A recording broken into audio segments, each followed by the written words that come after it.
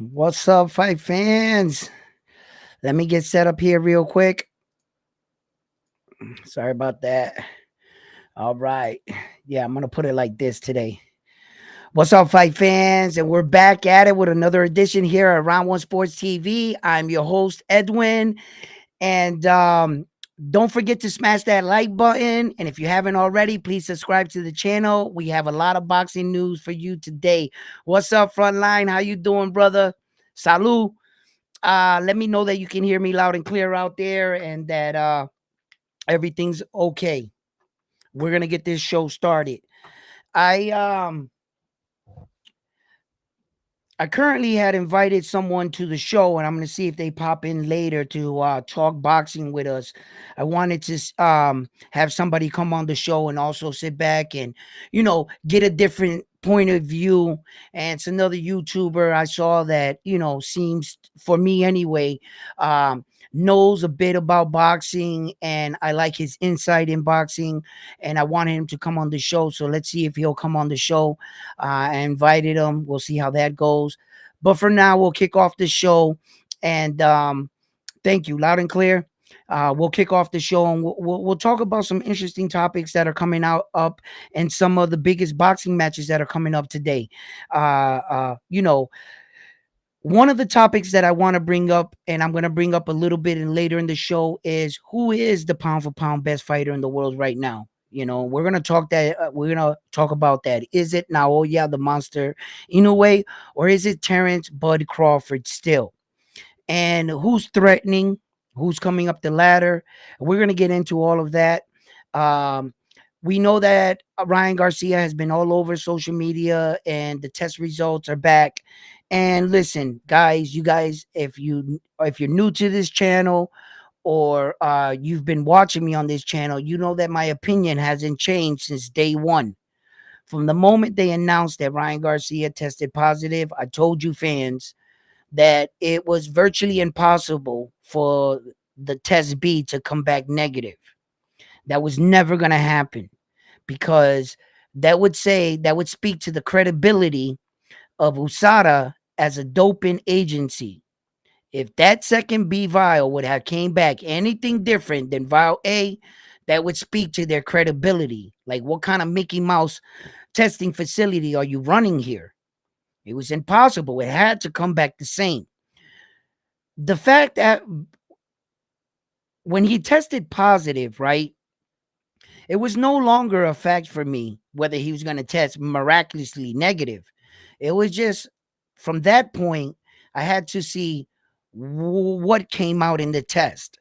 What was conclusive in the test? What did the steroid people say where his levels were at?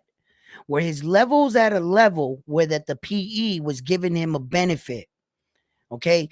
And I mean any kind of benefit. I don't care if the benefit didn't have to do with anything on fight night. I don't care about that. I also want to know, did it give him a benefit where he was able to sustain muscle? Did it give him a benefit where he was trying to cut weight with it? Because whether or not what he was using it for, that's going to determine. Listen, if you were trying to cut weight with a PE, that's cheating. If you're trying to bulk up with a PE and keep muscle mass, that's cheating. Okay? So it's where his test levels were. That's all I want to know. Were they under or above? Was it trace amounts? Now, if we're talking trace amounts, there's just no way that he could have benefited from that. And it would have came from either a tainted substance that he ingested inside of his body. Listen, people, I'm not saying he's guilty, but let me say something to you right now. Check it out. Let's say you were in your craft. You worked your whole life becoming a boxer, and you come up against the biggest boxing match you have ever come up against. You came into that fight an underdog. No one thought you were going to win. You were having a meltdown all over social media, and somehow you pulled off one of the biggest victories of your life. Okay? Only you knew you were going to win, and he did it. Okay? That victory now is tainted. And what if you were in Ryan Garcia's situation and you know you never cheated? You know that somehow, some way, you're feeling someone setting you up. You're thinking about all these things because you can't figure out how it got into your body. Once he starts to submit all his vitamins and they find out what bottle it came from, they're gonna see. And what if he did this on accident? What if you did it on accident and you legitimately did not cheat? Would it be fair? Would you like to take the criticism as a cheater? When you know in your heart of hearts you did not cheat. Now, if that's the case, I'm not saying that it is. I'm saying, what if that's the case? Now, what if he is a cheater and he tried to be slick and he tried to get on something and wing himself off, right? They're going to catch him. They're going to catch him because I'm going to remind you one more time that these steroid people are not on your side. These steroid people sit around the cooler all day and just wish a motherfucker would use steroids because they dying to bust them. They like the police, right? In sports, they're not on your side. They can't wait to bust Ryan Garcia. Okay, mind you, in sports, in many different sports, there have been athletes that took in their case to court. They were exonerated, beat their case, such as Saul Canelo Alvarez, right? Was exonerated, got the suspension reduced. Key word, reduced. Not dropped, not taken away, reduced. Why? I've been saying this since day one. The athletes are responsible for whatever goes into their body. Period. Whether on accident or on purpose, you are going to be held responsible. A suspension must be handed out to Ryan Garcia at this point. A fine must be handed out to Ryan Garcia at this point. There is no way around it. And this is going to deem a lot of people, to go on one side and say, well, then if they gave him suspension and a fine, he's a cheater. Not really, you know, investigating or seeing what happened. I've been advocating this over and over and over again, trying to get the message out there that yes, he will get a suspension. Yes, he will get a fine, but that does not necessarily mean he was a cheater because he's going to get that even if they say he got trace amounts and he had absolutely no benefit and we found out where it came from, okay? And he did not cheat. He's still going to get a suspension.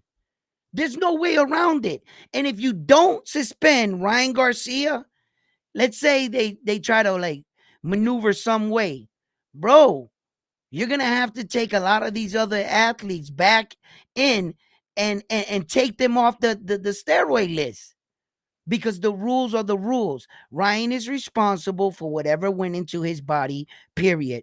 All they got to find out now is how it got there. And Ryan Garcia needs to be cooperating with these people if he wants to prove his innocence. If he is innocent, what does he have to hide? Why is he submit everything you've ever taken? Find out where it came from. Cooperate. Now, Ryan Garcia is thinking conspiracy theory. He's thinking Victor Conte got something to do with it when he doesn't actually work for VADA. He's just hired as an outside source. At someone, if VADA ever has a question about a freaking, how to bag somebody in the steroid world, they'll call Victor Conte, which probably is the godfather of most steroids out there. He made them himself in his labs. He paid his guys to make these kind of steroids. He's a very smart man. He's not that smart because he went to jail, right? But what I'm saying is, look, A lot of people could say this about Ryan Garcia, right?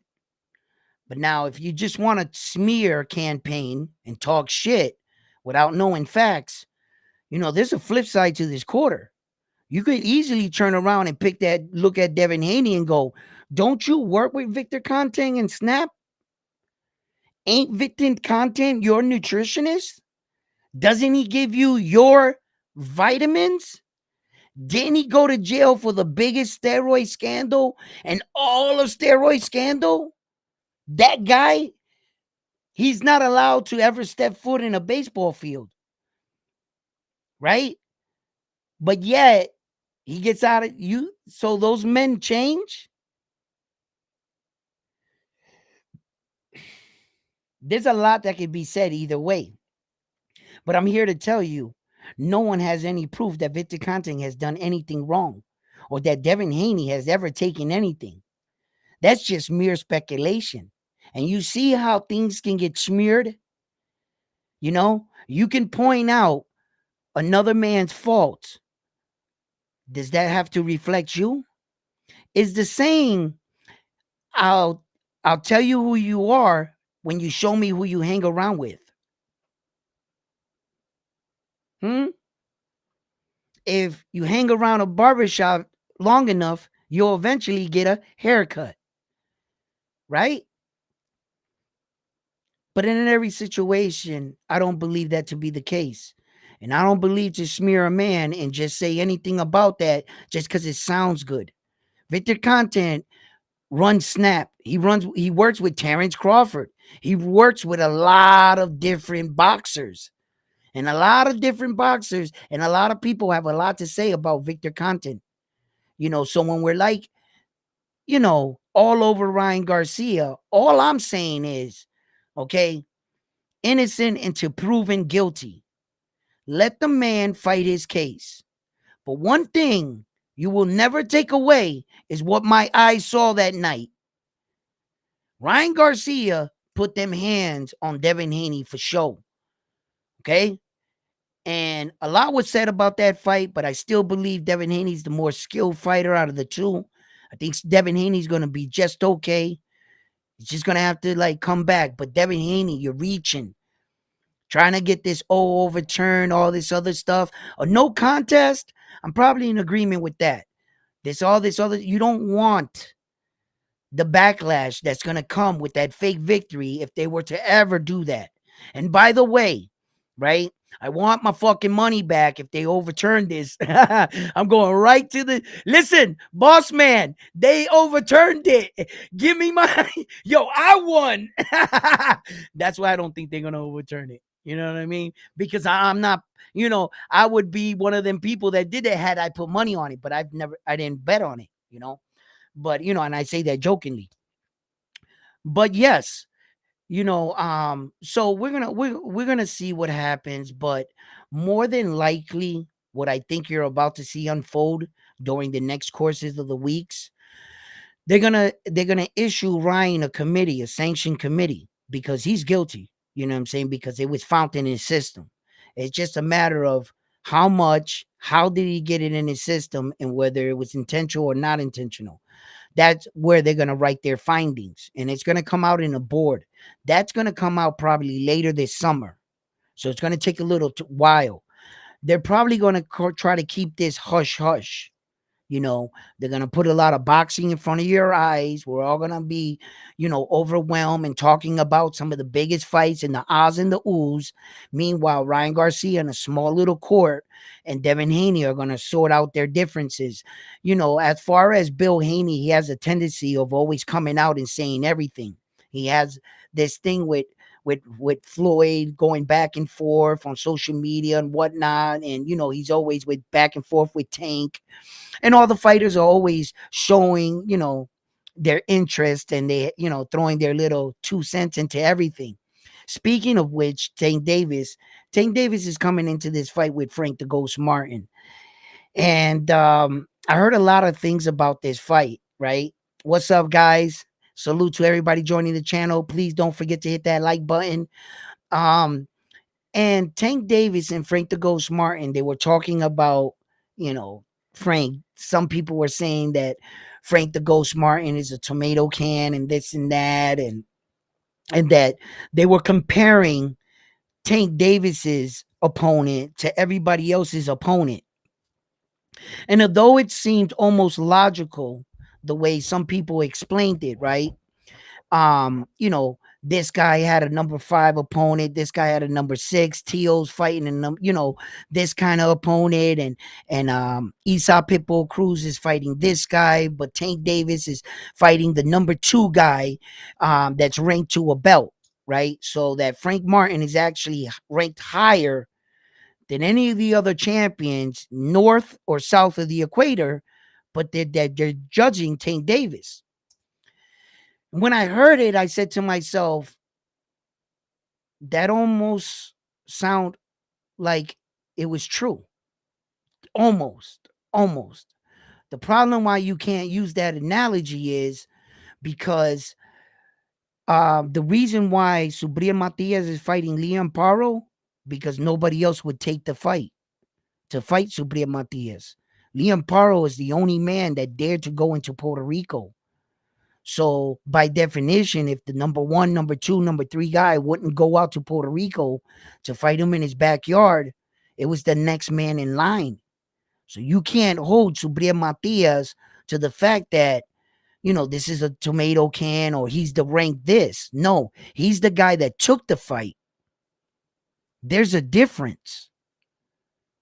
You see, rather than Frank Martin and Tank Davis fighting in Madison Square Garden in the U.S., they're both from the U.S. So he's fighting the number 2 guy. So that's great. But if you're judging it based on, like Esau Pitbull Cruz is fighting Jose Valenzuela, right? And it's not because Jose Valenzuela should be ranked in 140, right? No. Right? For that belt. But Jose Valenzuela was coming up from 135. And come on, Esau Pitbull Cruz is not a natural 140 pounder. As a matchmaker, you want Esau Pitbull Cruz to acclimate to the division. You don't want him to go in there and fight all these gladiators and these big 140 pounders. He's going to get killed. Let the little Mexican dude acclimate right. And as a matchmaker, Jose Valenzuela is a good fight. In fact, I like Jose Valenzuela in that fight. I do. If Esau Pitbull Cruz can't land those hooks on him, Jose Valenzuela can box. He can fight. And he might upset the night. We'll talk about it, right? But when you try to compare other fighters by just because their opponent is right, in some cases you might be able to do that, but not in all cases. It seems like it would work, but it doesn't work like that. There are some guys that should be fighting higher opponents. I agree. Teofimo Lopez. I agree. Devin Haney's going to fight after this massive ass whooping to get his confidence back up. Then what are they going to say about him and his ranked opponent? You see? Tank Davis, the reason why he's in the situation he's in, because of Tank Davis. Tank Davis sat back and believed in Floyd Mayweather when Floyd Mayweather didn't have that experience as a boxing promoter. He might have had the connects. He might have the money. He might have the fame. But that didn't mean overnight Floyd Mayweather was going to be a boxing promoter. A lot to do in part with Tank Davis's success is Floyd Mayweather showing up at his fights. You mean to tell me you got the champ showing up at a fight? Bro, front row, half the people in attendance were buying tickets just to get their eyes on Floyd Mayweather in the beginning of Tank's career. No one really knew who Tank was. And while they were watching Floyd, Tank started to show his skills in the ring and show exactly who he is. If you ask me, the best version of Tank Davis is 130-pound mean, lean Tank Davis. Now that Tank Davis right there, I put him against anybody. The 130-pound Tank Davis, man, that boy ain't no joke. For me, Tank Davis at 130 showed the most skill. His twitch muscles, his flinches were better. His jab was faster. I even thought that his footwork was better. I don't know. Was it just me that when Tank Davis went up in his weight, it seemed like his footwork went down? He didn't have like that quick like step, like bounce. You know what I mean? Uh when he re-won the 130-pound championship of world, remember when he was stripped, he lost it at the scale, and he went back and won another title at 130 pounds, right? On that night, watch that fight, man. Yo, Tank was he was on point, man. Yo, and I always said it, man, because that Tank Davis is the Tank Davis I want to see fight Naoya Inoue, the Japanese superstar. And the reason why I bring that version of Tank Davis up too, and I want to remind you of what Tank Davis looked like down there, is because I believe that Tank Davis right there could fight that Japanese dude. Oh yeah, I think so. Naoya Inoue, listen, you know, arguably today, a few months ago, I would still agree that Terrence Crawford, for me, was the number one pound for pound fighter in the world.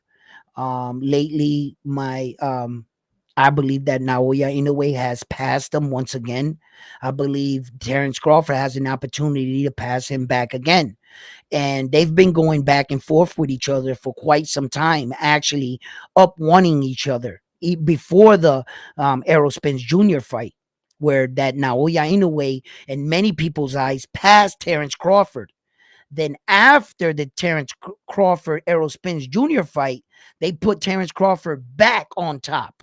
And I was in agreement with that. Shit, over that performance with Errol Spence Jr. But the facts are the facts here, and I can't hide. I do understand that more eyes are on the glamour division, which in fact Terrence Crawford fights in one of the glamour divisions, and Naoya Inoue is one of the smaller weight divisions, and it's harder for a lot of people to to get to know about him. But he is so powerful, so popular now, that everybody seems to know who he is now, his dominance and the way he is doing it. And I can no longer overlook and stay stuck on the Terrence Crawford, Errol Spence Jr. when boxing is moving on. Terrence Crawford does not hold up boxing. He doesn't control boxing. He doesn't dictate when you should put in your vote. Hard work does. Boxing keeps going on, fight after fight. You're only as good as your last win. What did you just do? And since Terrence Crawford fought Errol Spence Jr. July 29th, since then, he has not entered the ring. And he's not scheduled to enter the ring until August 3rd. Since that time, the Japanese dude has fought 3 times. Since that time, remember, Terrence Crawford got there first. By beating Errol Spence Jr., he became a 2 division in the 4 belt era, that kind of champion first. Since that time, Naoya Inoue has fought 2 undisputed champions and defended all 4 belts. Defended all 4 belts. Terrence Crawford never defended all 4 belts. He never defended the belts. He hasn't fought since. Meanwhile, this guy, he didn't fight just a regular champion. He fought 2 back-to-back undisputed champions and then defended all 4 belts. I can't ignore that. Oh, and by the way, he knocked all 3 of them out. Oh, and by the way, all 3 of them were champions, world champions. That counts too on your legacy. It wasn't like he fought a challenger. All 3 of those men were a world champion. Terrence Crawford fought Errol Spence Jr., was a unified world champion. He had 3 belts. That's only 1 world champion since then. We're only counting since July. Both men end up fighting in that month, right? So I'm like, all right, you can't run from that. The truth is the truth. So Where are we at? Some people think Terrence Crawford is the number one pound for pound fighter in the world. And the reason why I think a lot of people think that is because finally Terrence Crawford's getting the recognition that he so desperately deserved a long time ago in his career. Terrence Crawford's always been standing in front of us. Terrence Crawford has always been doing amazing things. But it seems like the boxing world, each and every time Terrence Crawford pulls something off, they somehow overlook that man. Remember when he unified all four belts at the 140, right? They end up giving Fighter of the Year to Loma that year. And Terrence Crawford unified all four belts that year. And he didn't get no respect.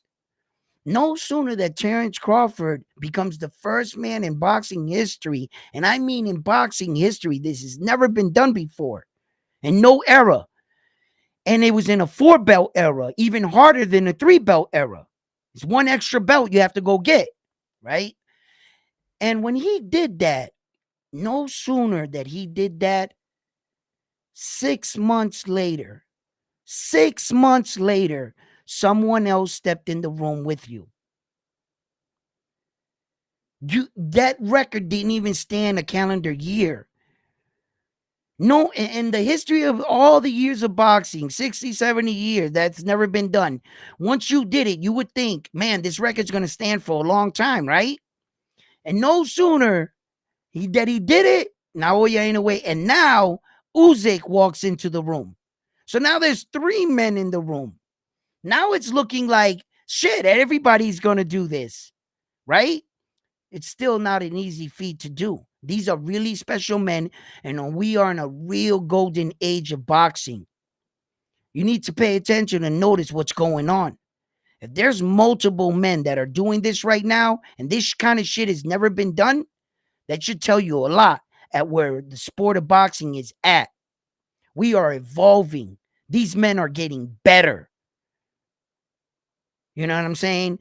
And look, if I had to judge it, right, and I had to look at it respectfully, I'm an American.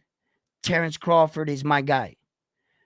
But I can't sit here and just find a way to discredit Naoya Inoue's work. He's truly amazing. And the shit that he's kind of doing speaks volumes. And in comparison into his last fight, we can take something away from that coming out of the Ryan Garcia Devin Haney fight, where that Devin Haney was obviously the more skilled of the two fighters. But for some reason, he couldn't recover from the punch and the shot in the first round, and he couldn't make the adjustments that he needed to do. The kind of adjustments he normally makes. Something else transpired in that ring. He was hurt. He was embarrassed. He was in a situation, in a place he's never been in his life. He felt some kind of power he has never felt. He didn't know how to deal with it.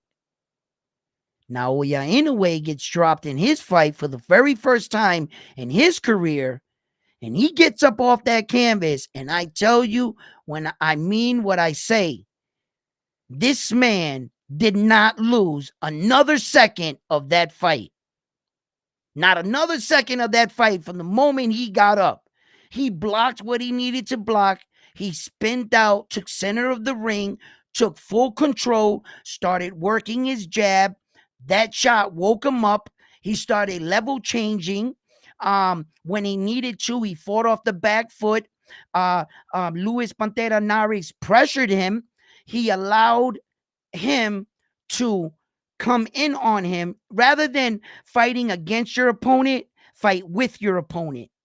And he allowed his opponent's momentum to get him where he needed to him in that dead space. And Naoya Inoue did the rest.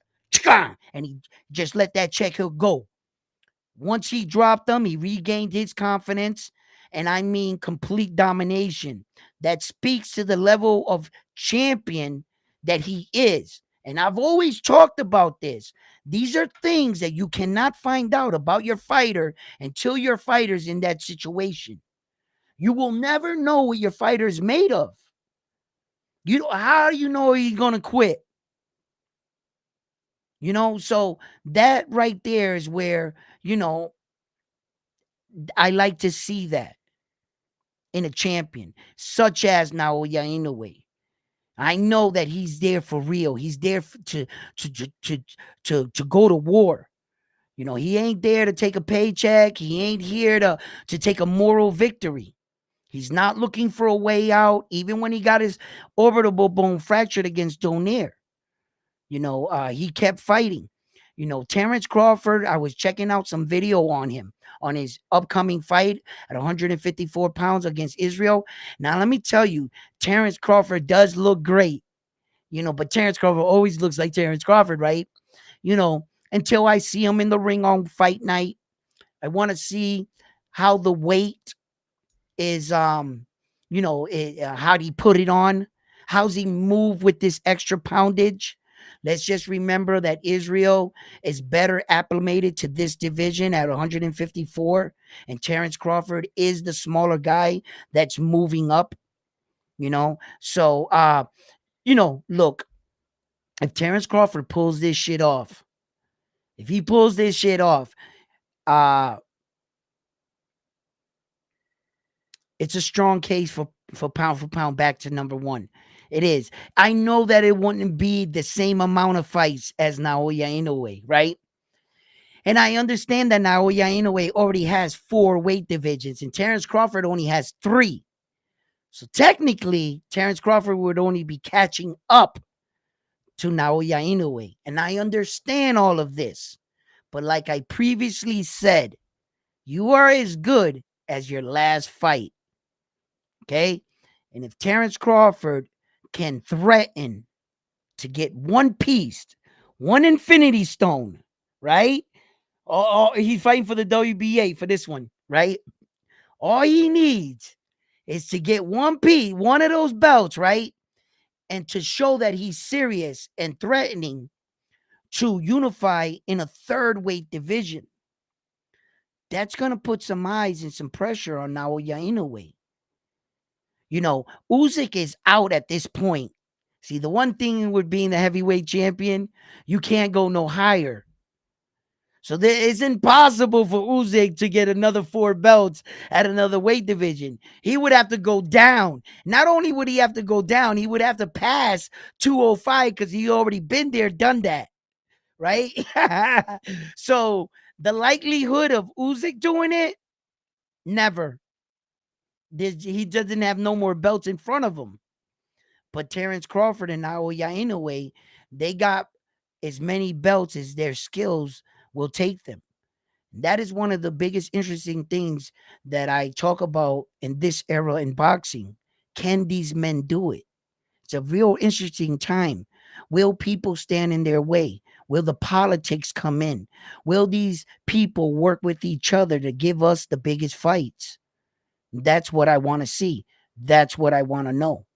So, look, when I look at what's ahead, I'm very excited. Very excited. I'm very excited for this August 3rd card.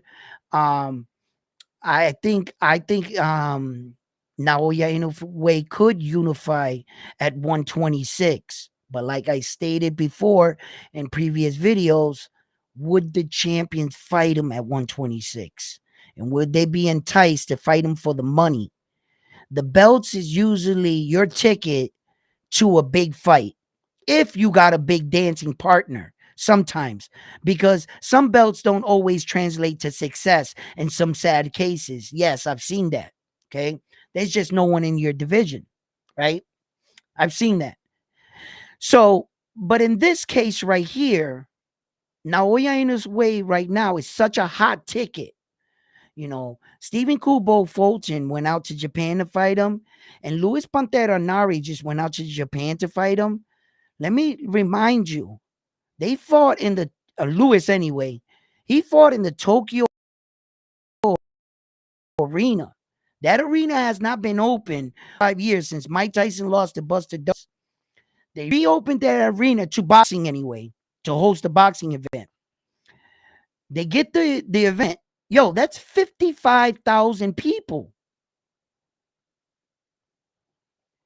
That's not easy to do. What's the Barclays Center? 13,000, 18 at max capacity. What's Las Vegas? 17, 21, if that. It depends what where in Vegas you fight. You're not gonna get those kind of crowds. Naoya Inoue is a lottery ticket right now. There's only a handful of fighters that fight on pay-per-view. There's only a handful of fighters in boxing, period, that is making over $1 million. Jaron Boots Ennis in his last fight didn't make over $1 million. He didn't even make close to that. You know what I'm saying? Yo, my man, I think he's going to pull up. He sent me a text real quick.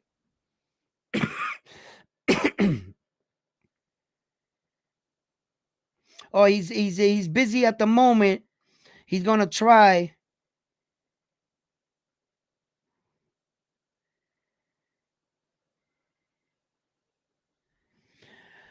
Look, I I what do you guys got to say? Let me answer some of your questions. What's up, fam? What's up, chat? How you guys doing out there?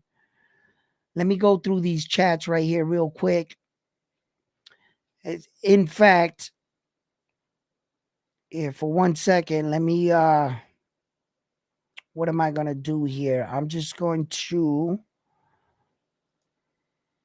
let me throw that up right there, and then let me go over here real quick. Let me just organize this. Bam, how y'all doing out there? There it is. All right, now I got all your chats. See, like the way I had it, I can't scroll that down like that when I got it on the screen. I could do it another style, but that one in particular didn't let me. So now I could just go up and down here and read off your guys' chats. And now here is other one. Let me go up because you guys was talking all about this.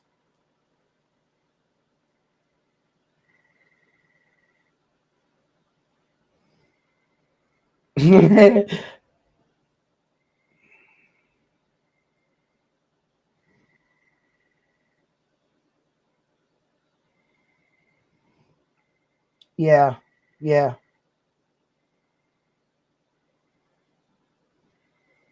Prime position for being the HIV champion. What the fuck are you guys talking about? What the hell are you guys? What?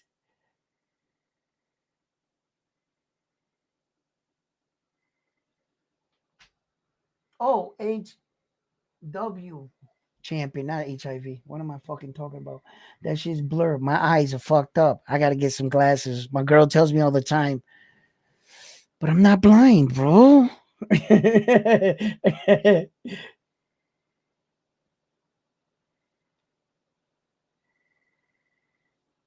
Look.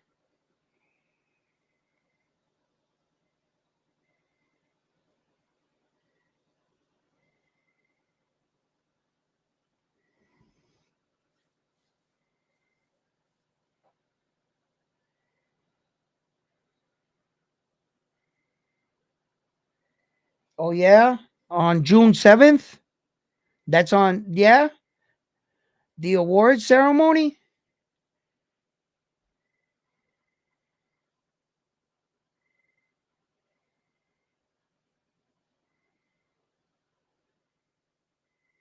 Now, okay.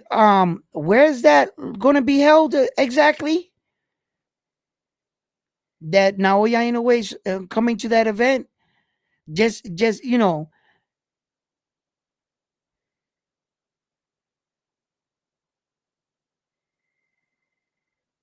That I would like to know a little bit more about that, because I know that there's some events coming up in New York City, with the Xander Zion fight and the Puerto Rican parade there. They're gonna have a ceremony there too, an award for Xander Zion or something there that I'm hearing. But this is also coming off when they're having the inductees in the Boxing Hall of Fame. It's a little bit further. The events are a little further far apart from each other, so I wanted to see, was that the event that you were talking about right after the fight in Madison Square Garden? That they're gonna stick around and host the festivities there, or where exactly is that being held at? In New York? Nah, bro, don't say that. See, that's what I wanted you to say, because I know exactly where I needed you to say it though. How would you know if Naoya Inoue was going to New York to Madison Square Garden to those award ceremony? How could you possibly know that? If you could send me anything that's saying that he's saying, or that like Bob Arum, like if Bob Arum is like, yeah, I got my Japanese superstar Naoya Inoue coming down, then that'll be like legit, right? Or if you can get him to say it, and he's saying publicly, I'll be here, then I would like to see that. I would 100% like to see that, because that is something that I've been talking about for quite some times. If in fact he was going to come down to that award ceremony, and why? Like, what is it about that award ceremony that would make him come down here? What is he seeing? Is he being nominated for award? But for whatever reason, if that Japanese dude hits American soil, I would like to see him, because I don't think it's going to be every day that I would get to see him, unless he's coming out here to a fight. And when that day happens, which eventually it's going to happen, not that Naoya Inoue has to fight in America, which that's just a bullshit, you know, rumor. That almost sounds like people said something, right? Oh, he has to fight in America. Really? Like he comes to fight in America, like his opponents are going to change or something? No, his opponents are going to be the same guys he fights in Japan or in America. They're going to be the same guys. All right. So it doesn't not matter if he knocks them out on the moon. You know what I mean? But as far as we, the American fans, would like to see him, yes. Yes. As that aspect, we want to see some Naoya Inoue. I want to see the monster. I got to see what he really looks like. I mean, because I'm telling you right now, right? And we've talked about this. It's one thing to uh you know be a fan, watch him on TV. It's one thing to watch him on TV. It's another thing entirely to buy a ticket and sit down and watch him at a fight. But it's a whole different ball game when you're standing in front of him. You know what I'm saying? As that guy, sharing the ring with a fighter such as him, and really experience some shit like that, man. And sometimes it can be a lesson taught in the ring. It could be frightening. There can be a lot of things going through your mind when you fight a man such as Naoya Inoue, such as Stephen Kubo Fulton. See, Stephen Kubo Fulton came into that fight believing a lot of different things. And it was a lot of different things, right? Because one, he believed that he was a hype job, Naoya Inoue. He believed the story that everybody was putting out there. That this guy was not the guy. Here comes the corruption in boxing again. Bob Arum trying to get his next white hope boxer, up the ladder quick. Look how their favoritism in this guy. Ba ba ba. You heard it all. And the problem with that is that really gave Stephen Kubo Fulton this false sense that he was that much better than Naoya Inoue. And on interviews, you would hear him. He would say, he's not faster than me. They say he might have the power, but I can crack. He's moving up with the big boys, right? He said he doesn't see any way Naoya Inoue can beat him. Why? Because according to him, he was the most athletic fighter with the quickest jab that Naoya Inoue would have ever been in the ring with. And Naoya Inoue was, no, you're just another fighter. I've been in the ring with everyone, every style of fighting. And I'm trying to tell you, I'm the real deal. They were saying he wasn't. So all these things that played small factors really went into Stephen Kubo's head. On the night of the fight, when he entered the ring and he saw for himself, wait a minute, he's a lot faster than what I thought. He's, in fact, faster than me. In fact, I can't hit him. In fact, he hits harder than me. And he's not scared of me. His whole demeanor about the Japanese superstar, his presence, Stephen Kubo Fulton knew he had made a horrible mistake and that he was in way over his head. At that moment, in that fight, Stephen Kubo Fulton realized there's levels to this. I thought I was on this level, and now I thought wrong. Going into the fight, Stephen Kubo Fulton, if you would have asked him, he was at the maximum level of boxing. He was undefeated. He was a unified world champion. How could you tell him any otherwise? He had to learn that and experience it right there in the moment. And I believe Stephen Kubo Fulton can take this two ways. He can learn from this, or it could take him inward. That kind of beating can damage a fighter, and his confidence would never, he won't even know what it is. He's not throwing as many in the exchanges, things like that. He starts losing it to lesser foes. I've seen that time and time again. You beat the fighter out of that guy. He's never going to be that guy again. But I've also seen the version where the guy takes a loss and comes back even stronger. He learned from that. He realized, no, I need to get to this level. So it all depends on which way. And I'm anxious. I'm anxious to see it. Stephen Kubo Fulton is going to return right now in June, in fact.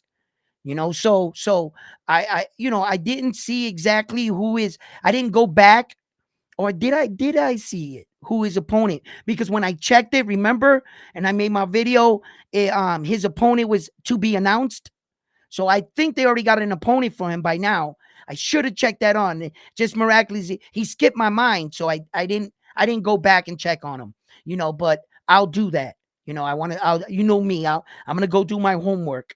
And before I say anything. So yeah, and we can talk about that and stuff. And there are a lot of fighters that were great fighters, and that shit happened. They went inward, like Deontay Wilder. Deontay Wilder didn't know how to box his entire career. Nothing's ever changed.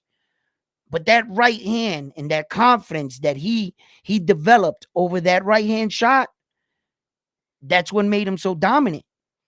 And after he took those beatings from from Tyson Fury back to back to back like that, you could see how it affected him as a fighter when he fought against Parker. Yo, I was screaming at the top of my TV in that fight. Bro, Dante, Wilder, just let it go, baby. He throws it one time, and for the next two, he's like this. Like, I was like, yo, just walk him down, baby. Just line him up. Just keep putting your hand out there, and just, everybody in the world knows it's coming. Maybe throw it in upper, maybe throw it straight, but throw that motherfucker. Bro, he looked like at some point in the fight, Deontay Wilder had conceded in the fact that he was going to try to get a moral victory and last to the 12th round, and that his name was going to secure him the victory, so to speak. That's the kind of vibe I got from him. And Parker took over. Parker saw that he didn't want to fight. Parker was scared the whole night, watching out for that right hand until he realized, bro, you're gun shy. You don't want to fight. And Parker just went forward. And that's what happened. Taking losses like that can affect the fighter. Yeah, it can affect the fighter. So, this is going to really speak volume onto where some of these fighters rebound from these losses, such as Devin Haney. It does set him free from the chains of, you don't want to sacrifice your O type thing, you know. And it will make him, but I believe that Devin Haney really needs to work on uh controlling his size as a man. Devin Haney was criticized for exceeding the 15% weight claw after weigh-ins. When he fought Regis Progress, and they give you, like, in boxing, you're supposed to be disqualified if you exceed 15% of weight after weighing in. Devin Haney had 18% weight body mass. He came in over 165 to fight only a 140 pounder. And that's cheating. That fight should have never kicked off. By the boxing rules, somebody should have stepped in and said, and that night, Devin Haney, you're disqualified. You can't weigh that much. But no, they let the fight continue. And Devin Haney beat Regis Progress. Then when Ryan Garcia comes in and weighs 3.5 pounds, they're like, oh shit, like this is like the biggest crime in boxing history. When Devin Haney, your very last fight, winning that world title, was heavily criticized because of how much you came in overweight. Bro, you were fighting 3 weight classes up. It's 140, 147, 154. Bro, 160. He was higher than 160, my man. He was like at a catch weight, right? So, what's good for the goose, for the gander? You know what I'm saying? And as far as the cheating scandal goes, you guys know how I feel about it. I don't got to go any more into it. I don't have to explain it 9 times. I do explain it 8 times for people that have selective hearing. I like to do that so that they finally like get it. There's nothing to talk about. There's only proof at this point. That's all I want. Facts. I don't want anything else. I don't want to hear what if he could be this. Let's test him a 9th time. Let's try to test him 9 more times. Yo, no. Let's get this done and over with. We shouldn't even be talking about this fight this long for this reason. Ryan should have still this fucked with your celebration, bro. You know what I mean? And it gives the Devin Haney, the Haneys of the world, the opportunity to think that he's actually going to get this win back, when in fact he shouldn't. You should never want that win back. A no contest? Okay. Yeah, I can rock with that. On the steroid end, not for the weight. Not for the weight. Going into the fight for the weight, Devin Haney was notified. Devin Haney knew he was 3.5 pounds overweight. Devin Haney knew he didn't fully replenish and dehydrate himself. He knew all of this. He still said yes. He took the money. He said, no belt on the line. I remain champion, right? Which ironically, he should take that as a victory, that he's still the fucking champion. No. You know what Devin Haney wants? The fucking win. Bro, come on. Are you really doing that, Devin Haney? No, you're not that guy, bro. Show the world you're not that guy. Show the world what you criticize fighters like Tio, Loma from crying over, I didn't really lose, right? You're gonna join that club? Really? After you sat there and ridiculed them for doing that, Devin Haney? Please don't be that guy, brother. You're better than that, Devin Haney. You're way better than that, brother. Yeah, it hurts. Yeah, it hurts to lose the way you did. Yes. All the shit talking you did, all the memes. Yes, it hurts. It's embarrassing. I get it. This loss is not going to define who you are, Devin Haney. If you don't let it, stop chasing this. Stop every time giving it life. Tell your dad,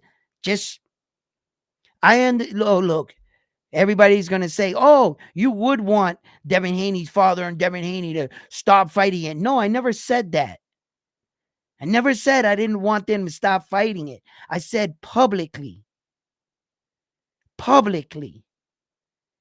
Every time social media reminding everyone, fight it, do whatever, but we got to let a healing process. We got to let this go so that your son can prepare for his next fight. And we can start talking about his next opponent. Not Ryan Garcia leading into his next fight and a fucking steroid test, because that's going to fuck with you, bro. Do all what you got to do. But keep that behind closed doors with the lawyers and everything. And when it's all said and done, then if you want, bring it to the forefront. But you got to let your son move on. Move on from everything, because it's not going to change what we saw. I know what I saw with my own two eyes. Bro, I was shocked. I was like, oh shit. Yo, Devin. Yo, but I was even more mad at Devin for not making the adjust. It was like he was shell shocked. I know Devin Haney's a better fighter, but he was just shell shocked. So I don't know what he did. But hey, it is what it is. I think he should just move on. And when we look into boxing today, one of the things I did not want to touch today, I'm fighting with it in my head. The entire show, I've been sitting here. There's one thing I wanted to bring up in this show. And I've been sitting here the entire time, just don't do it. Don't do it, bro. Don't do it, right? And I'm just like, it's not that big. It's not that big of a deal. It's not that really big of a deal. But if people want to make something out of it, well, then we'll find out. Because there was something that it kind of bothered me in a way. And what it was when Usyk won all his belts and he became the third man in boxing history to unify all four belts in two separate weight divisions, people over social media shared that. And Clarissa Shields, the woman GOAT, right, came out and had to interject and put herself and say, I was the first person to do it. And there was a lot of mixed feelings when it came to that from both sides, from men, women, boxers alike. And I felt like I just had to shed my 2 cents into this. And I just want to say to Clarissa Shields, right? No one ever said you didn't do these things, but we weren't talking about women fighters. Can't men fighters have their moment? Couldn't these three men's hard work just be displayed without you coming in and making it a man versus woman thing?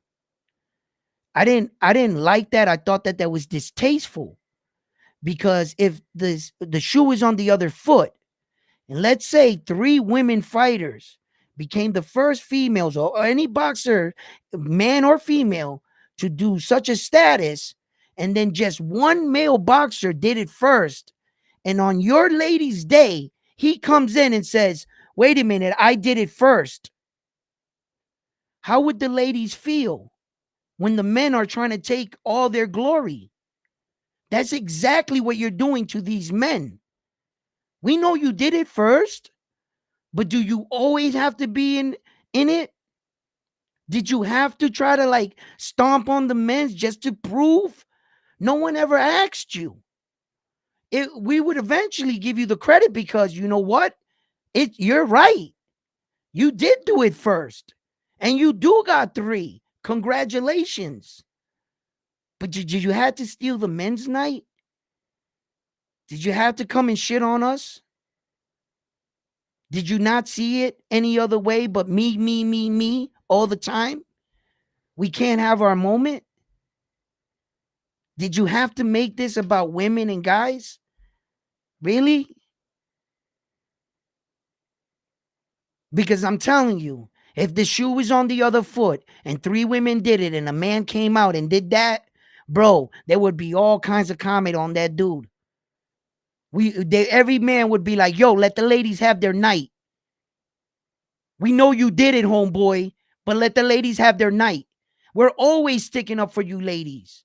All the time. And I know there's some sucker boxers, Clarissa, that giving you shit. The world knows. But we all know who you are. And ain't nobody can take that away from you, honey. No one.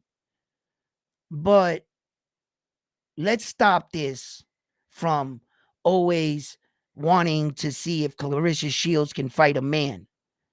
I want to end all that. First of all, I believe Michael Jordan said it best.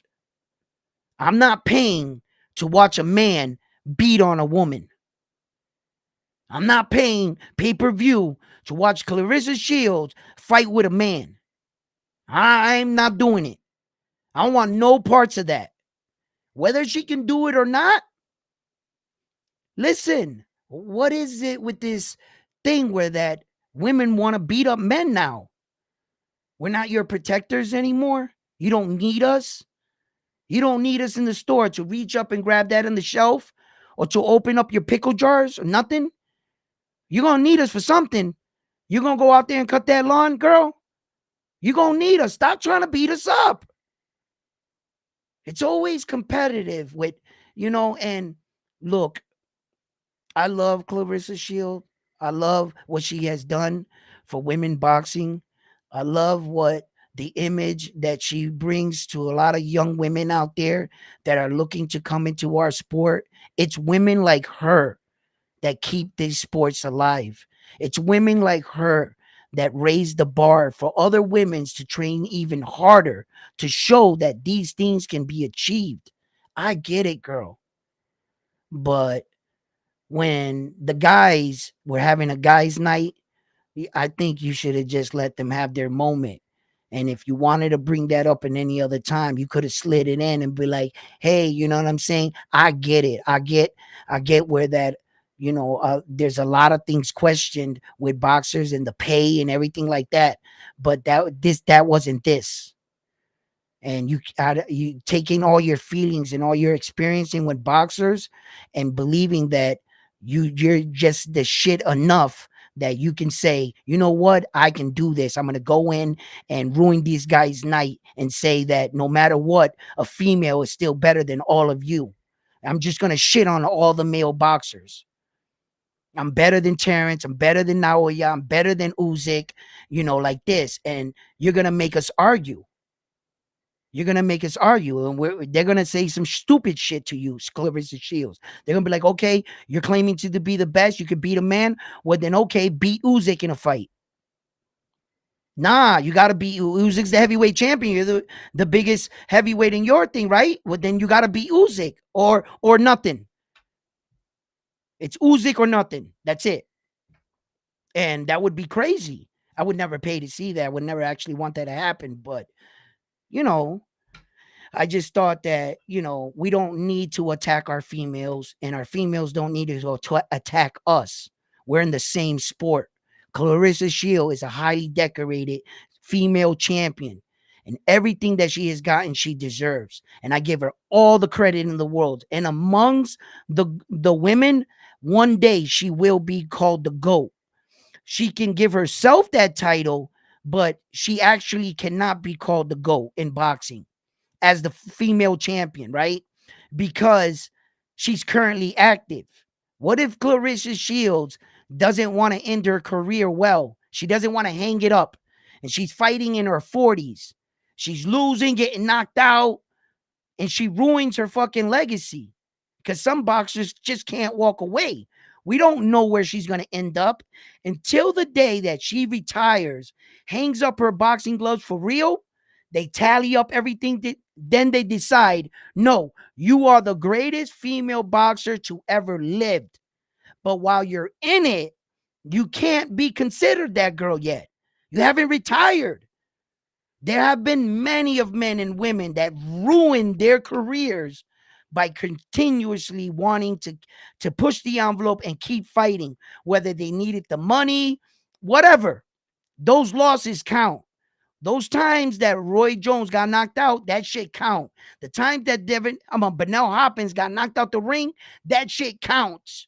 All the 8 times Manny Pacquiao lost and the 5 times he got knocked out, that shit counts. I know they're much better champions, but champions got to realize not to fuck up their own legacy. And while you're in the sport of boxing, you can never be called the GOAT until you retire. That's how that works. And since there's a lot of girls in boxing right now that have potentially the ability of catching Clarissa Shields, then she's not out of the woods. She's not out of the woods. At any moment, her GOAT status can be knocked off. What if Clarissa Shields went out there tomorrow and got knocked out? Then she revenged the rematch and got knocked out in the rematch by the other girl. Well, who you think they're going to be calling the GOAT? You see why you can't be called that right now? Because the GOAT is the GOAT. What the GOAT means in the sport, you were the best of your era, your time. Right? You were the best of your time, your era. There's no debating it. See what I'm saying? So you're awarded GOAT status, but no one can knock you off because you're retired. Now somebody has to excel your status, such as MJ. MJ retires, he gets GOAT status. In order to be MJ on GOAT status, you're going to need 6 rings. You're going to need 2 3-peats just to get in the room and have the conversation. I mean, that's just facts, right? So, yeah. I know that the word is thrown around very easily, and I just thought that I wanted to share a little light on that. Like, you know, I'm not gonna sit here and like a lot of people have been going back and forth about that same debate about Clarissa Shields online and everything and what she said and everything and stuff. I just feel that there's room. The plate is big enough for all of us to eat. The plate is big enough. Baby, I mean you no disrespect, girl. You are who you are. You deserve everything in the world, but sometimes you gotta recognize when give let the men and women shine. You wouldn't want anybody stepping in on your parade, and when the times that they didn't you set them straight, Clarissa? If anybody ever tried to step in a war ceremony on a day that they were celebrating you, you would snap. And that's all they were doing for the men in their hard work. And you just fucking try to like discredit all of that. I didn't think it was right, So anyway,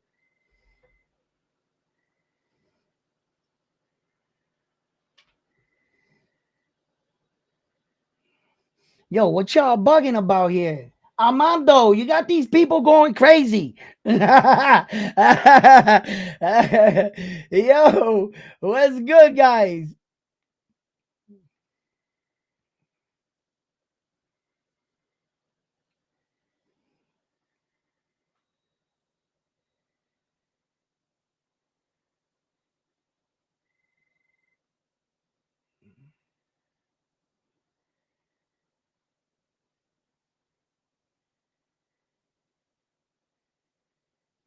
Yeah, Stevie Kubo Fulton. He knew the whole time he was going to beat the monster, huh? Until he stepped in the ring. Then it was over. Yo, listen, that's got to be shocking, bro. That's got to be shocking. Listen, I've never been in a situation like that, right? I've been in fights where I saw and I thought that the guy was faster than me. Yeah.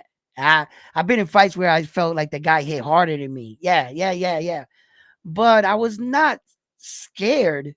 I just didn't feel overall he was better than me. Even if I lost in a sparring match, like say I was in the ring and I was sparring and he got the better of me, I still thought I could beat him in a street fight after, right? Right? So he didn't have me to that point. I've never been so intimidated of someone that I was just like, I'm not gonna hit him, right? Rather than when I was younger. I was when I was younger, I guess. There was a point in school I was like, he's just too big. I ain't hitting him, right? But I was never like that. Imagine getting inside of a ring, right? Leading into the fight. You've never experienced this. Everybody you fought against. Leading into the fight, they're whispering in your ear. He never even sparred against a black American fighter, the Japanese guy. He doesn't even know what the slick American style is. Oh, you're gonna, and then if you've been a hardcore fighting fan or you're as old as I am, we've always seen those guys, those European fighters, Chinese, Japanese fighters. They do great over there until they cross the pond where they start fighting those big fights and like the top American prospects and the number one guys will come to America and have some big fights, right? And no sooner that they get here, oh, they get rocked. All of them, go down except Gonzaga. He was the man. But Anthony Joshua on his American debut, Loma went down. A lot of them. Ricky Haddon came in against Floyd and got destroyed. They do great over there. So when you heard about him, I said to myself, man, this dude ain't gonna, he ain't gonna be all that, right? And sure enough, man, that had to be scary for Stephen Kubo Fulton. At that moment, you started to realize, wait a minute, this guy's a lot. I can't see his punches. They're just whizzing by you, right? And you're like, what the fuck was that? And you're realizing you've never seen nothing like this in your life. Then you're looking at his frame, his physique, and you're saying there can't be that much power behind those shoulders and those hands. He just doesn't look like he's on that frame. And when that punch first hits you, that it snaps off the top of your head, that you realize in that moment, wait a minute, the reason why I didn't go out is because he hit me so fucking hard. Right? You're like out on the outside, you're keeping your composure. You're like, yeah. But in the inside, Stephen Kubo Fulton must have been screaming, what the fuck was that? Ah! Like, ah! Right? But in the outside, he was trying to keep it together. He was like, nah, I'm good. But he goes back to his corner. And as the rounds kept materializing, he started realizing he was losing the fight more and more. No matter what he did, he tried to be quick with his step. He tried to get aggressive and fight off the front foot. Didn't work. He tried to lay back and counter off Naoya. Didn't work. By the time he set up to try to counter, Naoya Inoue already hit him with a two-piece and one downstairs to the body. And now he's throwing his first punch like what the fuck? He couldn't counter him. He had a small success of subtle movements, when he would just randomly just subtle and shoot a shot. And when Naoya Inoue was taking a breath in between those exchanges, you can catch him. The other way that you can catch the Japanese superstar is when he's coming in for the kill. He's susceptible to keeping his guard down and not putting his guard back up. And it's a defensive flaw that he's had for quite some time. He's tried to work on it. I saw that. He went down to Freddie Roach's gym, but it's hard sometimes when you're fighting against yourself. Meaning Naoya Inoue fought too long being undefensively sound in certain situations.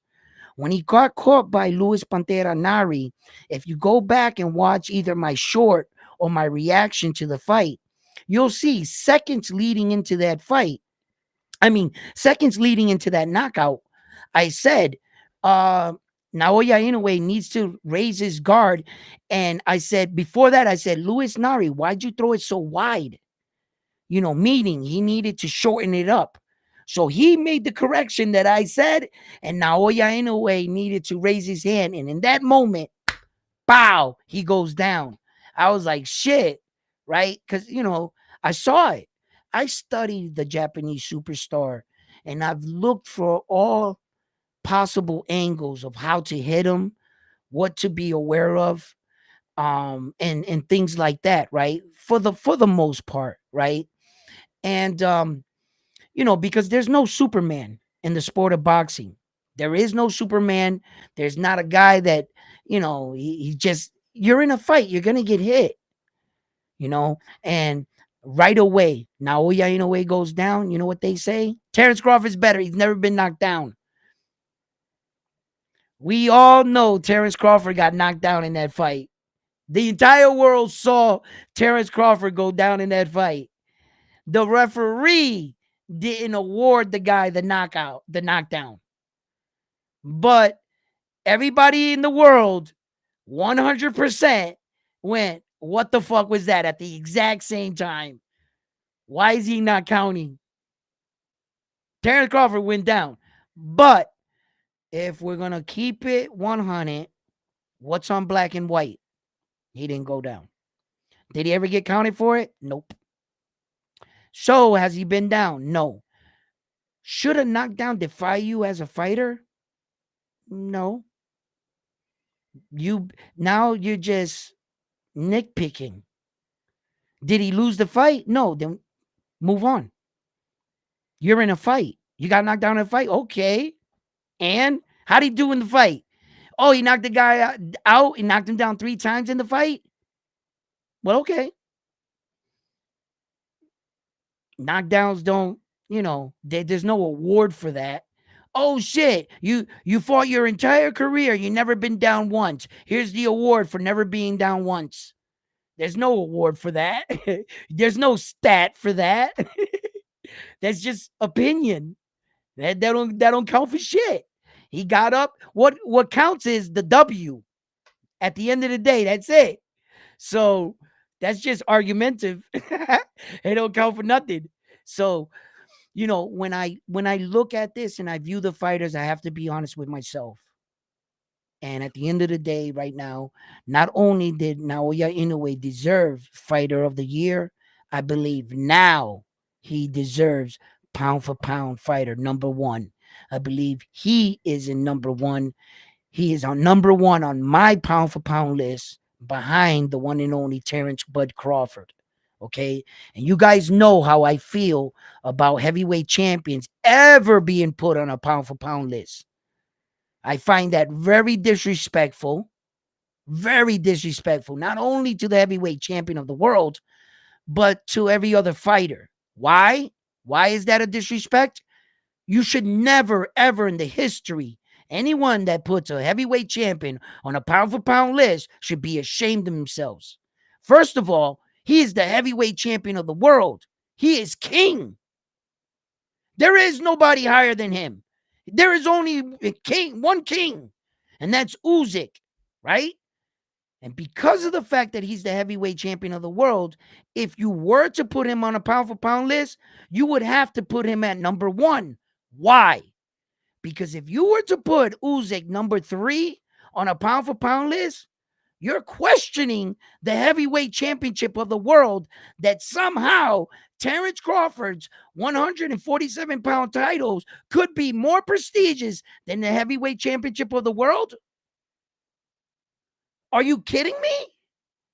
So even if you was to say that Terrence Crawford's first, Naoya Inoue second, and Usyk's third, you would be giving the general public the notion or the idea that any belt could be higher than the heavyweight championship of the world. You're discrediting your heavyweight champion. You're doing a disservice to your heavyweight champion. And by the way, mind you, when you judge the heavyweight champion of the world on a pound for pound list, you're only judging them in the heavyweight division. You're not saying that the heavyweight champion is the best, most skilled boxer in all of boxing. And you're not going to sit there and tell me that Usyk is a better skilled fighter than Terrence Crawford, Naoya Inoue, Tank Davis, Shakur Stevenson, even Devin Haney, all of these fighters. In all the Japanese fighters in the lower weight division, and fast as fuck dudes. No, you don't judge Usyk with everybody else. You only judge Usyk among heavyweights. But when you judge Terrence Crawford and you judge fighters like Naoya Inoue, you're judging them kind of fighters from everybody. It's not fair to put the heavyweight champion on a pound for pound list. It's not fair. He's already king. The pound for pound list was established to give eyes to the other skilled division fighters. He can't be on the list because you can never challenge your heavyweight champion against no other belt. It is the most prestigious belt in all of boxing. He stands on a throne by himself. Let the other men get their status. You're never going to beat his title. Terrence Crawford's belts are never going to have more weight, or Saul Canelo Alvarez's belt is never going to have more weight than the heavyweight champion of the world. It'll never happen. Why that'll never happen? Tell Saul Canelo Alvarez to beat up Usyk. I'll be right here. Tell me how that works out for Canelo. Tell Terrence Crawford to beat up Usyk. Tell Naoya Inoue to beat up Usyk right now. I'll be right here. Tell me how that works out for them. That's why that belt is the best belt in all of boxing. And that's why you can't put it on these lists against these men. Because by definition, he would have to have the top spot. But he is not the most skilled. So you need to keep them kind of guys, which is only one, the heavyweight champion of the world. Keep him as their own. And then judge everybody else their own, since you're only judging him on the heavyweight division. You know, and the notion that Usyk beats one guy and takes his body of work, no. Usyk needs to earn his way just like every other heavyweight champion before him. You can't beat one guy that had a 10-year career and all of a sudden you inherit everything that man did. That's unfair. Usyk, yes, you did beat Tyson Fury. Yeah, that's big. I can't lie. That's big. But does that make you the greatest heavyweight champion of all time? Fuck no. Not even close. Beating Tyson Fury, you only beat one man. He might have been one of the toughest men, but that's still only one victory. Stop trying to get 100 victories off that one guy. You're trying to get a free ride to the status of the greatest heavyweight champion in the world rather than doing heavyweight champion shit. When you can do heavyweight champion shit, then you should be talked about like that.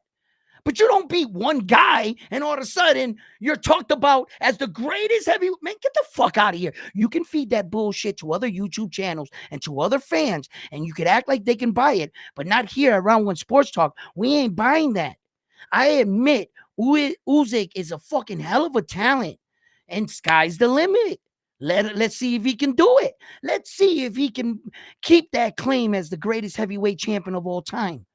Let's see if he can beat the rest of the men from here on out.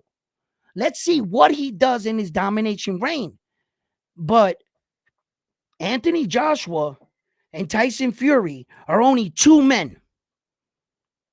That's it. You can fight the same two men multiple times. I don't care. But there are only two men. Just like Deontay Wilder before he lost to Parker, right? Before Deontay Wilder lost to Parker, he might have lost to Tyson Fury a few times. But you only lost to one person. You might have multiple losses on your record, but that name is the same name. It means that 99% of your competition, you beat. You only lost to one person at that time. Then he loses to Parker. See how you start to ruin your career a little? At one point in time, what was it? I remember this. Who was Deontay Wilder supposed to be? The greatest heavyweight what? Huh? Where y'all at? Where's that energy? 8 years ago, maybe no, a little less. 5-6 years ago, Deontay Wilder was being talked about as being the greatest heavyweight champion to ever live, the hardest puncher, that he hit harder than Mike Tyson, George Foreman, that he hit. Remember these conversations? That he was going to go down as he had 100% knockout ratio, and this man could not box. But yet, That's who you're going to put on your pound for pound list and try to convince me that those guys are better than Terrence Crawford, Shakur Stevenson, Javante Tank Davis? What? What? Are you guys serious? Hell no, they ain't better than them dudes, man. Right? So that's what I'm saying. Yo, ESPN, most of these dudes, man, they don't got no problem. Because what? I understand marketing. I understand promotion. And I understand money. And I understand that boxing is a business disguised as a sport. That's what boxing is. It's a fucking business. So just like Nike, they always trying to put out the next Jordan. Yo, it don't matter. Yo, this kid just jumped one time. Oh, he's the best. Yo, that's the image. That's what they're going to tell you. And the kids are going to go to the store and eat this shit up. Just because they say that, you know what I'm saying? I'm like, yo. I just feel like sometimes these men and women need to stop and understand that sometimes some of this is their fault too, as well as it our fault. Us as fans, we have a tendency of, awarding our favorite fighters, the status before they even achieve such status. You understand? They're already calling a champ a champion and they've never fought for a world title. Have you ever heard Ryan Garcia at a news conference and they say, "Hey, champ," to Ryan Garcia? He's never even competed for a world title. He's never even won a world title. And if you're thinking he competed for a world title against Devin Haney, didn't he not mix weight? Was the belt on the line? Then he didn't compete for a world title. So to this day, he still has not competed for a world title. And they're like, "Hey, champ," to him, and they'll and a lot of these titles are given to us out of respect from us because we believe in our fighter. We know one day that person is going to be a world champion. So it's not unlikely for a fan to do that in support of their fighter. We will do that. We have a tendency of doing it. But sometimes we go a little too far, and sometimes these athletes as well, they have to be responsible too. When that news reporter is coming in their face saying, "Hey, Patrick Mahomes, you're better than Tom Brady." Bro, right there and then, thank you. That is flattering. That is flattering. But I need to put in the work before you call me the GOAT and even put me in a conversation with a man such as Tom Brady. I understand that I'm winning now, but I still have a long ways to go. And it's up to that individual to stop some of these stories and stuff. But some people don't want to do that. They want to take the hard road and stuff and start buying it. Did you guys see how that worked out for LeBron James? It was like they were setting him up. Poor LeBron, bro. The entire time, like they kept feeding him. "You're better than Jordan. You're better than Jordan. You're better than Jordan," right? And he got that point, little title, and they kept putting that in that poor guy's head. That one time he just went crazy, bro. And he got on that podcast show, and the words finally came out his mouth. "I'm better than Jordan for X, Y, and reasons." No sooner that shit came out of his mouth, the entire world fucking let him have it. The entire world was like, "Are you crazy?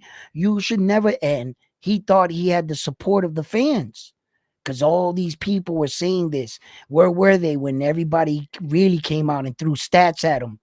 He was on an island by himself. Yeah, and I was like, "Damn, LeBron, you should have never did those dumb shit like that, bro." But these athletes, we as fans, we encourage this, and sometimes it's a trap. And these athletes need to understand that they need to pay homage to the men and women that came before them, because one day, they're going to be the old veteran, and the new young gun is going to be coming up looking at him. And hopefully those guys that came before him taught that young kid a little respect.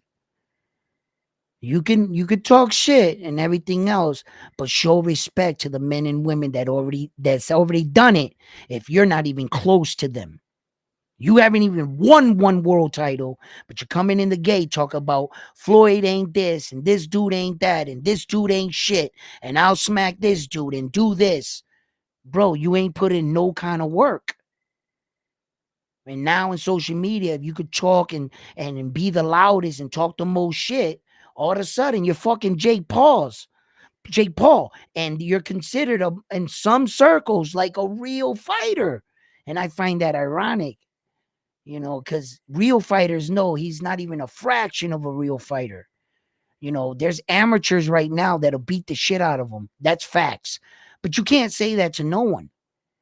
There's people around in the world that are like, yeah, right. Jake Paul is about to fight Mike Tyson. The more I start to look into that fight and the closer we get to that fight, I have a feeling that Jake Paul was going to pull one of his stunts and pull out like he's done before. He had like the garden all set up to fight one dude, and then all of a sudden, the weight claw rehydration, the closest boxer he was ever going to fight, and he pulls out of that fight. We all saw that. We remember that, right? So I thought that this was going to be a big publicity stunt. And leading into the weeks of the fight, he would pull out of the fight, or he would make some kind of antic not to fight Mike Tyson. Because a lot of people don't want to see Mike Tyson go in there and get fucked up by Jake Paul's. But even at 58 years old, Mike Tyson is Mike Tyson. He might not be able to take that kind of punch, but I'm also in an agreement. You're going to have to land that punch on Mike Tyson. You might have to land it, right? Coming in trying to land that punch, let me tell you something right now about men. As for a man, the last thing to go on a man is his strength. You might feel weaker, but if you worked out, you would find that you still have it. You might feel like you lost a step in your old age, but if you stretched and you worked out, you would find that you would get a smidge back. I'm not going to say you're going to get that full step back. I can't promise you that. But I can guarantee you one thing. If you go in the gym and you start snapping on your punch, you're going to see your power is still there. Mike Tyson's still Mike Tyson. He's a trained athlete that knows how to follow through with a punch. He knows how to deliver. He knows how to throw a punch. He knows how to twist his body and use his leverage to land a punch against much bigger guys. Mike Tyson's knocked guys out 6'4", 6'5", 6'6", 230, 240, 250. Right? Here comes little ass Jake Paul. Right? Okay, cool. Mike's old. I get it. Technically, if Jake Paul was to blitz Mike Tyson, like just full blitz him, I'm not sure if Mike Tyson can survive an attack like that. I would have to see what he looks like on his feet, how his feet's underneath him. But if Mike just decides to put his front foot down and plant it and just lock his back foot in, and he decides he ain't going nowhere, and Jake Paul try to come in with that blitzing shit, let's find out who's standing. It's going to be interesting. I want to see who's left standing. And I want to see if Jake Paul got enough to knock out Mike Tyson. I know that Mike Tyson can't take a big punch. That I know. He's not going to be able to take a big punch, right? But can he take a Jake Paul punch? I'm not sure, but I don't even know if Jake Paul's going to land it. I don't even know if he's going to land it. I think Mike got enough defense and enough wiggle.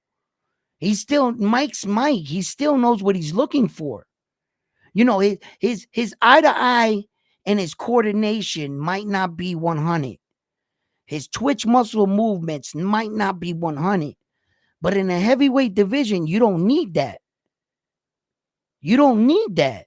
It's not like you're fighting in the lightweight where you need twitch muscles. You need to be fast. No. Heavyweights don't. Deontay Wilder, one shot, right? Listen, you don't need to. Well, all you need is the right movement and to catch up to your guy. The one thing that Mike Tyson's heavily skilled at is knowing how to land a punch. He got that over Jake Paul. Now, Jake Paul could throw, but Mike knows how to block. It's whether or not if Mike's heart is in it.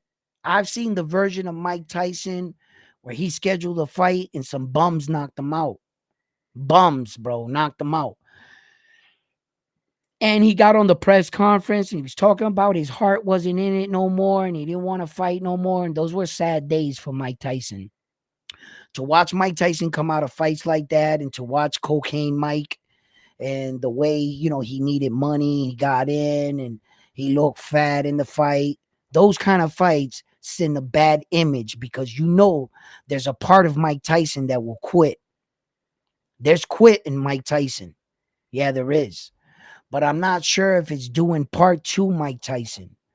I believe the quit that was installed into Mike Tyson was coming off of drug use, not properly training, not having the right people in his corner, and not being physically and mentally prepared for the fight. And he checked out of the fight. I believe that's what happened. You see? So, look, Mike looks focused, and I've seen fighters look focused or talk about their focus or they're running this and they're doing that and they get in the ring, they look like shit. Yes, I've seen that, right? Mike got a different fire in his eye. He got a different fire, I gotta admit. I was watching him in the post conference, right, against Jake Paul, and that press dude, somebody, I don't know, they never showed the guy's face, said shit. And Mike didn't really hear what he said, but Mike dog checked him. And he said, "What'd you say?" And the dude kind of like stuttered a little and said what he said. And Mike was like, said something back to him. And Mike repeated it again. And was like, "Did you yo, you could see it in Mike's eye. He's back in killer mode. He's in that mode." See, because I've seen different versions of Mike Tyson. I've seen Mike Tyson when he's funny, and he's laughing and he gets giggly and he does like awkward, stupid movements and stuff. That version of Mike, I've seen that version of Mike. I've seen addict Mike. I've seen Mike freshly off drugs that he's like his heart is like all over the place and he's all emotional and he's crying on interviews and he's saying he wasn't the best fighter and that this guy was. That's not Mike Tyson talking. That's the aftermath of a drug run. You know what I mean? Talking. So I've seen different versions of Mike Tyson, and I'm smart enough to identify what, like, more or less, where's his mindset right now coming into a fight like this? Nah, man. This version that I'm seeing in his eyes, it's always in the eyes for me. For me, it's always in a man's eyes, right? And this version of Mike Tyson, I'm looking at him, I'm saying to myself, fuck, there's Mike Tyson. There he is. That's Mike right there. And I'm starting to like see glimpses of the old Mike when he really wanted to fight, when he wanted it. So let's see, is that so? And let's see if Jake Paul shows up to the fight. All right. You know, I don't know how I'll feel if I see Jake Paul knock out Mike Tyson. You're gonna have to ask me after that happens. Because that's something I still can't see. You know what I mean? I still can't see that. So I'll wait for if that day never happens, then I never have to talk about that, right? I don't have to give my feeling on something that never occurred. Right? So I'll tell you how I feel after. I just gotta see it for whatever reason. You know what I mean? I remember when Mike Tyson fought Larry Holmes, right? And he was the last man to beat up Ali real bad, right? And Mike was like, "Yo, I got two people on my hit list that beat up Ali real bad. And I promised Muhammad Ali I'm gonna get him for him." And Mike was on some shit like that. You know what I mean? They should say some shit like that to him. Be like, "Yo, Jake Paul just said he's better than Muhammad Ali." And shit. Jake Paul.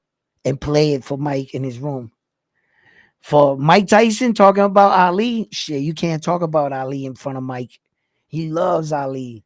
Yeah. He even, puts him above himself. Ali. He has a lot of respect for Ali because he's the kind of man that respects the men that did it before him. And that's awesome for one champion to show homage to the former champions. That's respect. And when men come up, may they show Mike Tyson the same respect. And I know Mike Tyson deals with a lot of antics and a lot of bad moments in sports history, but the world loves him, and I still love him. You know, um, for what Mike Tyson did for me as a growing up and shit. Fuck, man, that's Mike. That's fucking Mike. You know, shit. He's right here. He's right there. I'm behind the belt. I would have to move it. Mike Tyson. You know what I mean? That's fucking Mike, baby. You know? But listen, yeah, man. Look, fight fans. I hope you enjoyed the live stream. I've had I've had fun. I see that you guys are having extremely a lot of fun here, right?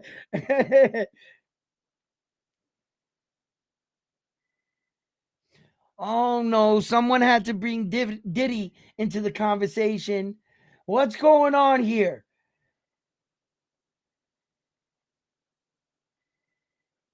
Yo, you guys are off the hook.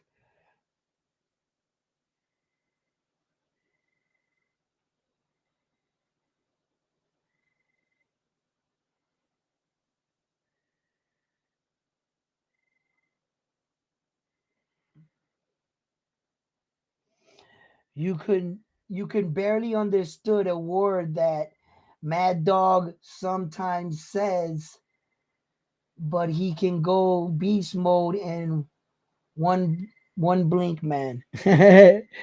I'm getting fired. Yo, Armando! What's going on, Armando? Huh?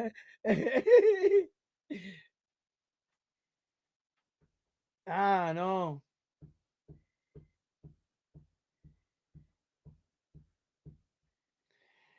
Man, I'm gonna have to start looking up resumes. You know what I mean? Saying interviews and stuff, you know? Yo, Armando, what's going on?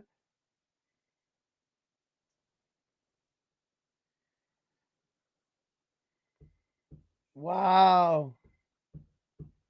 I can't leave you guys alone for not for a little while, huh? Shit. Yeah, I'm getting fired. Yo, Snake! Snake Plissken! That's for my man Snake hitting us with the donation. Snake.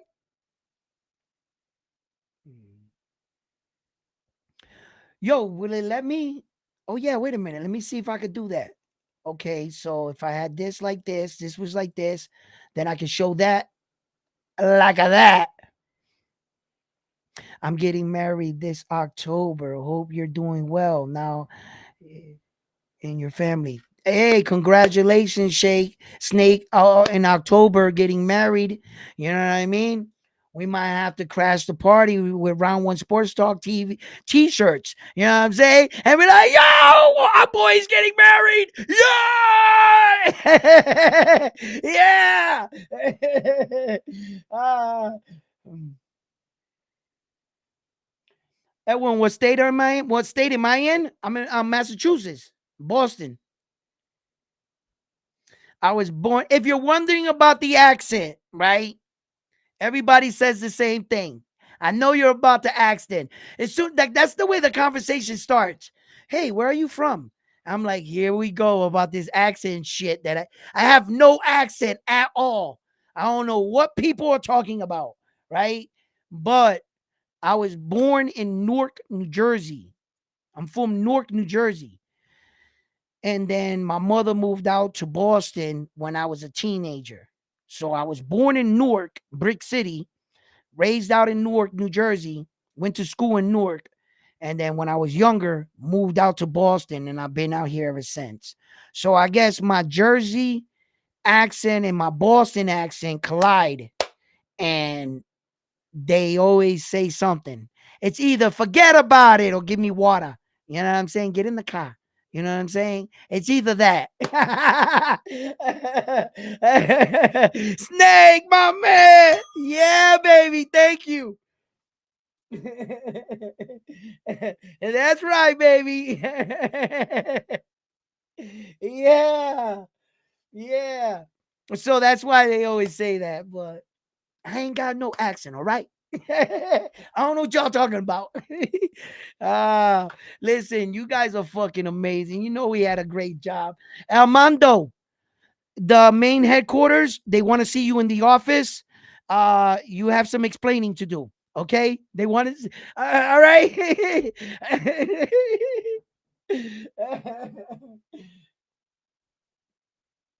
Boston accent. Park the car. They always say dumb shit like that. I be like, "What are you talking about, man?" I say "car" the right way. That's how you say it.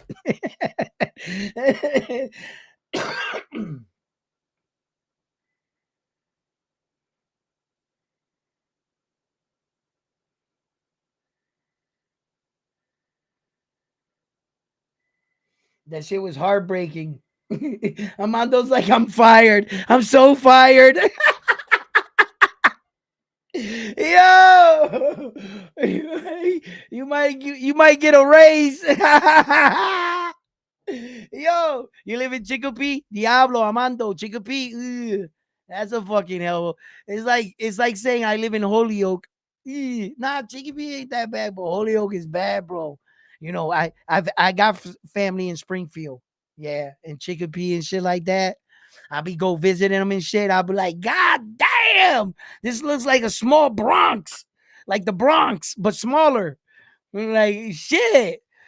Like I go through Holyoke driving in a car. I gotta pull over and get to a rec stop and take a shower. I feel dirty as fuck just driving through. Yo, yo, that Holyoke is. Yo, that is a shithole, bro.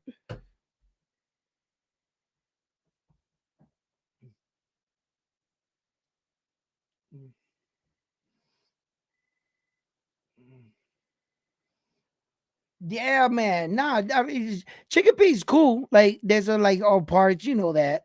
And like the Riverside used to be like right there when I was a kid. We go from Springfield to the Six Flags, right? Like right there and shit. So we would always go to my uncle's house and shit, and then we would hit that all up. But Holyoke was like a real like fucking cesspool. It's like every alley, it was somebody just dealing drugs, tent cities everywhere. You didn't want to walk down the alleys. Trust me. If you weren't in the game and you weren't slaying and doing nothing, you didn't belong down there. You know what I'm saying? Because you were just looking for a bad time. Trust me when I tell you. You know what I mean? But if you was into that life, you was gang banging or in a gang or selling or whatever, that place would have been right up your alley. Dudes was in there making money, getting it, coming in and out of towns, and they were just flooding Holyoke with drugs.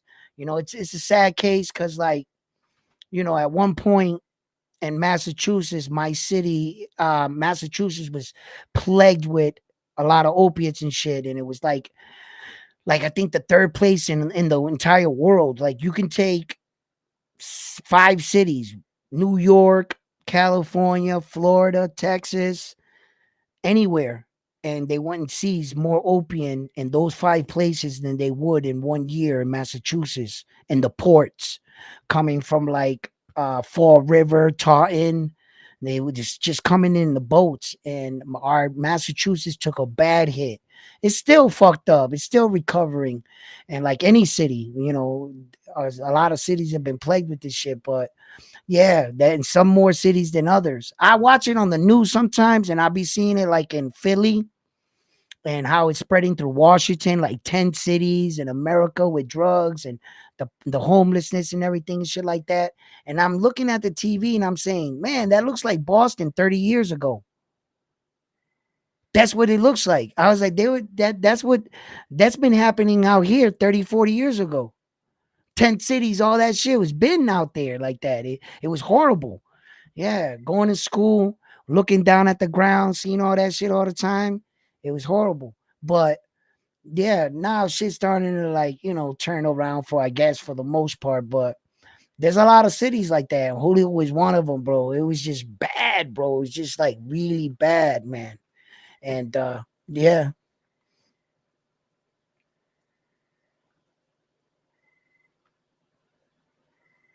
You have great friends there?